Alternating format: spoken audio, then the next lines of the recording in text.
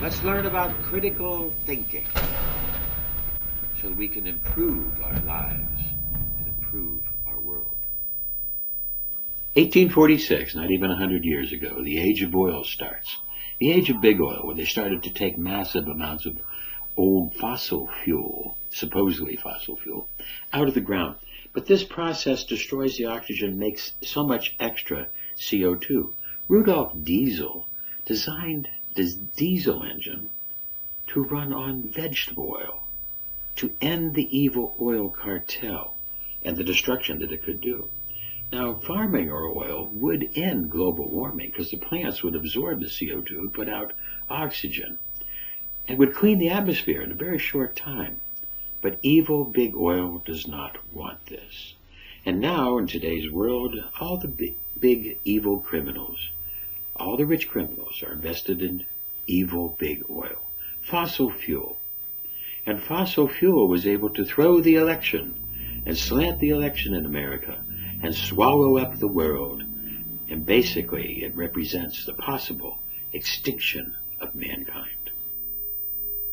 We are currently living through a historical period known as the Anthropocene.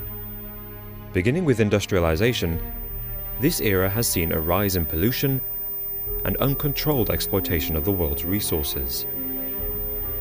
Scientist Frank Fenner has claimed that the Anthropocene era has had a greater impact on the world than the Ice Age or any destructive comet combined.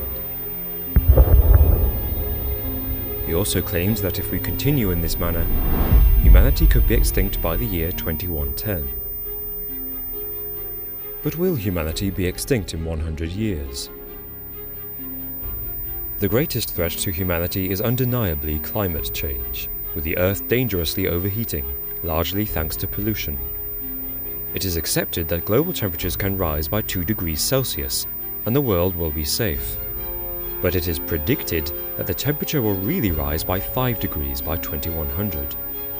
As a consequence, we will see melting ice caps, devastating droughts, and the destruction of habitats like coral reefs.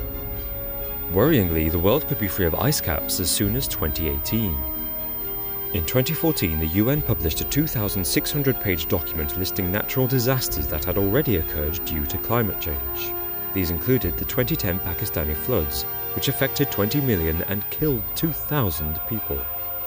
The rapidly growing frequency of natural hazards is particularly concerning.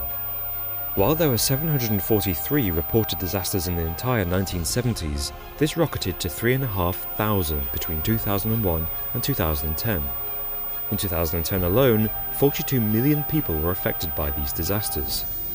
Lethal heat waves are also increasingly frequent. In fact, they are occurring 5 times as often as they would in a world untouched by humans. Researchers have suggested that the shocking Indian heatwaves, which killed nearly 2,000 people in just 10 days, may be a predecessor of a catastrophic period of increasing global temperature. And as the world grows hotter, food will become scarcer, with wheat and maize crops expected to plummet by 60%. And it's not just the food that's running low.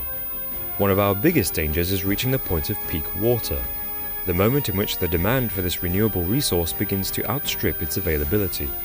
With no alternative to water, not only will millions die of thirst, but the ground will be unable to provide us with crops.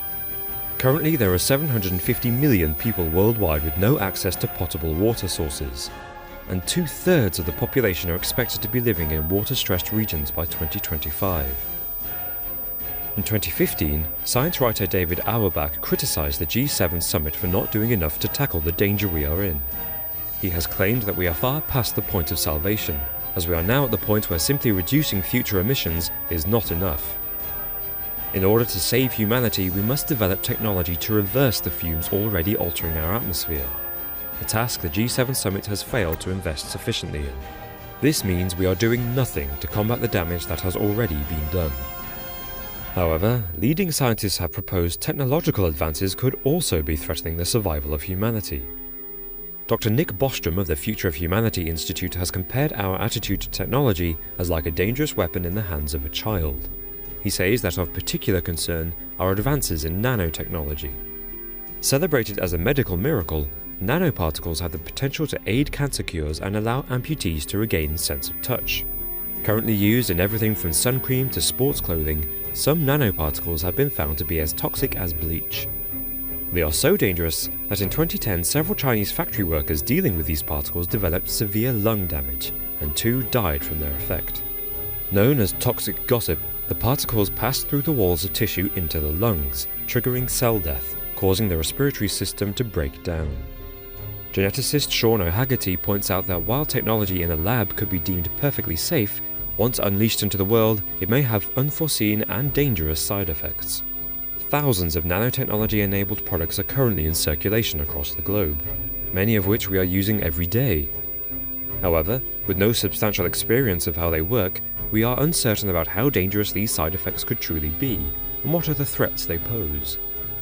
So could it be that we've already unleashed the technology that will herald humanity's destruction? As technology progresses at an alarming rate, and the natural world begins to turn against the species that have done it so much damage, it seems humanity is facing danger from all sides. And if we continue to play havoc with the world around us, the children of those born today could be the generation that witnesses humanity's destruction. Critical thinking will tell us this is true. Yet we've seen scientists and media and all kinds of people paid not to tell this truth. And Rudolf Diesel really did try to end all this. He made an engine that so it would work on vegetable oil. But this would mean a shift in the financial power. A major, major shift in the financial power. And farm oil could clean our atmosphere real quick. But evil big oil does not want this. Say hello to my little friend, fossil fuel. You better say hello.